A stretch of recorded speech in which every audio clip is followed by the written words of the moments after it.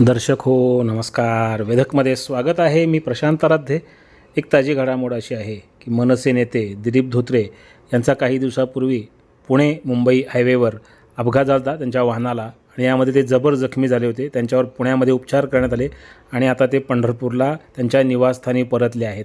त्यांना भेटण्याकरता म्हणून अनेक पक्षांचे म्हणजे सर्वपक्षीय राजकीय नेते हे मोठ्या संख्येनं येत आहेत.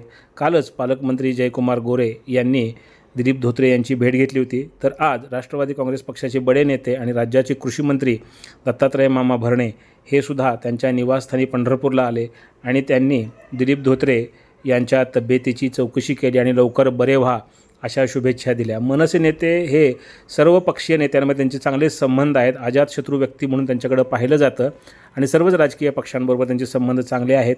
शिवसेनेचे माजी मंत्री डॉक्टर तानाजीराव सावंत असतील, आमदार समाधान आवताडे असतील, माजी आमदार राम सातपुते यांच्यासह विविध पक्षांचे राजकीय पक्षांचे नेते हे त्यांना भेटण्याकरता आलेले आहेत. रुग्णालयामध्ये सुद्धा पुण्यामध्ये डॉक्टर तानाजी सावंत यांनी त्यांची भेट घेतली होती.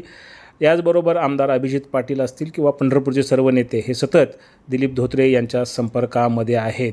त्यामुळं सध्या दिलीप धोत्रे यांच्या निवासस्थानी त्यांना भेटण्याकरता येणाऱ्या लोकांची मोठी गर्दी पाहायला मिळते आणि यामध्ये सर्व राजकीय पक्षांच्या नेत्यांचा समावेश आहे.